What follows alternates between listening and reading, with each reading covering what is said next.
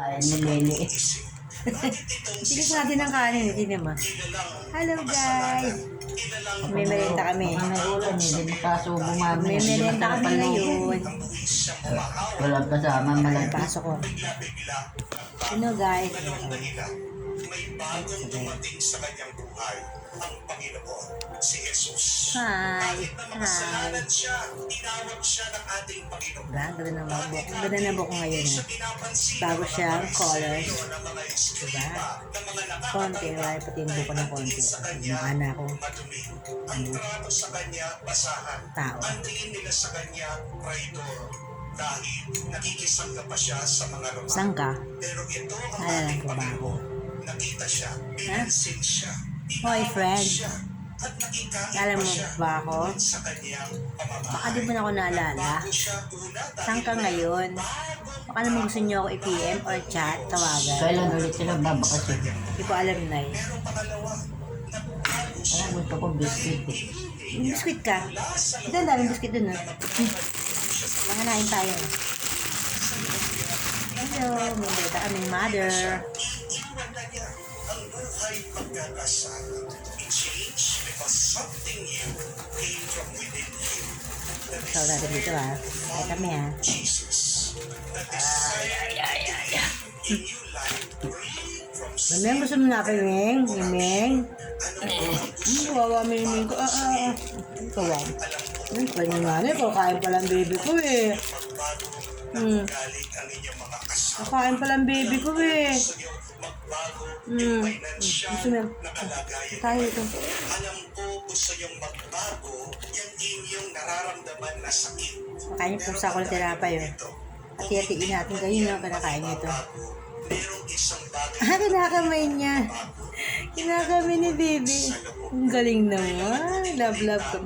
Ngayon siya. sa atin ang grasya, ang kakayahan para magbago. Pero hindi natin pinipili dahil matigas ang ating Dandahan lang. the grace to change. The power to be transformed is already in Him. God is providing us everything to Hindi change. ko sa anak eh. It is in you already. Huwag niyo na pong hahanapin sa labas.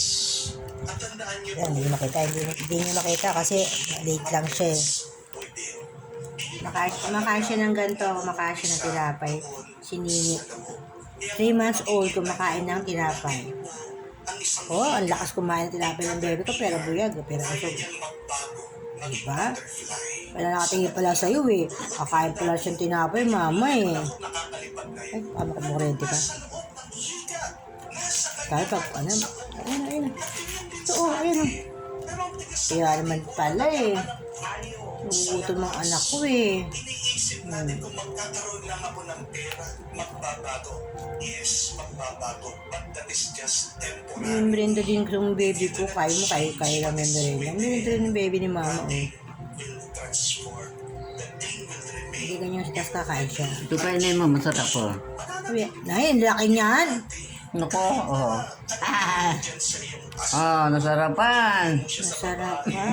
Tamis daw eh. Ano pa kinabigay mo? Ah, chocolate pala eh. layo mo siya Ano pa yung chocolate yan ay ah. sa sigarilyo. Bawa sa kalat Sa chocolate. bad company, yes.